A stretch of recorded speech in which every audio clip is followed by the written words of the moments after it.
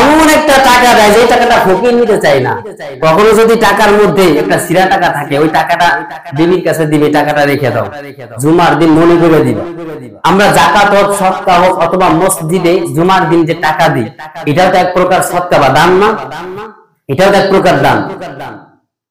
তো আল্লাহ পাক রব্বুল আলামিন কোরআন কারীমের মধ্যে বলেন, লান তানালুল বিররা হাত্তা তুনফিকু মিম্মা তুহিব্বুন, লান তানালুল বিররা হাত্তা তুনফিকু মিম্মা তুহিব্বুন।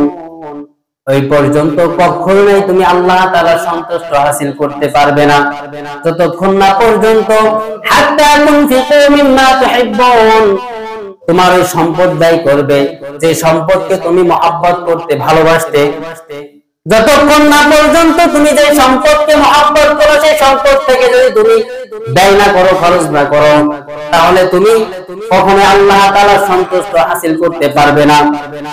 আল্লাহর নবী সাল্লাল্লাহু আলাইহি ওয়াসাল্লাম হাদিসের মধ্যে বলেন, লা তুমিনুনা হাত্তা তুনফিকু মিম্মা তুহিব্বুন, ওই ব্যক্তি ততক্ষণ না পর্যন্ত বিশ্বাস অর্জন করতে পারবে না, হাত্তা তুনফিকু মিম্মা তুহিব্বুন, ততক্ষণ না পর্যন্ত সে ব্যয় করবে যে সম্পদ সে পছন্দ করত।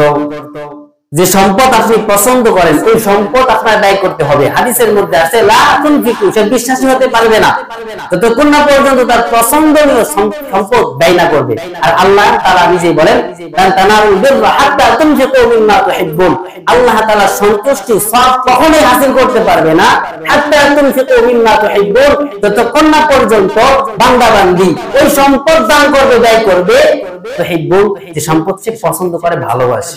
এখন মসজিদের মধ্যে টাকা দিলে অনেক সময় এমন পছন্দের একটা টাকা পাওয়া যায় যে টাকাটা ফকিরও নিতে চায় না। কি কইছি বুঝেন? মানে কতটুকু না দান বা আখজ হলে এই কাজ করতে পারে। এমন একটা টাকা দেয় যে টাকাটা ফকির নিতে চায় না। কখনো যদি টাকার মধ্যে একটা সিরা টাকা থাকে, ওই টাকাটা বিবির কাছে দিবে, টাকাটা রেখে দাও, জুমার দিন মনে করে দিবা।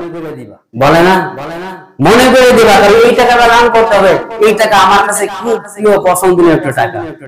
এই টাকা মসজিদে না দিলে অন্য কোনো চালানোর কোনো উপায় নাই।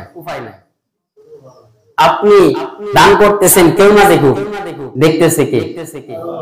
আচ্ছা, দান করতেছেন কি আমাকে নাকি আল্লাহকে?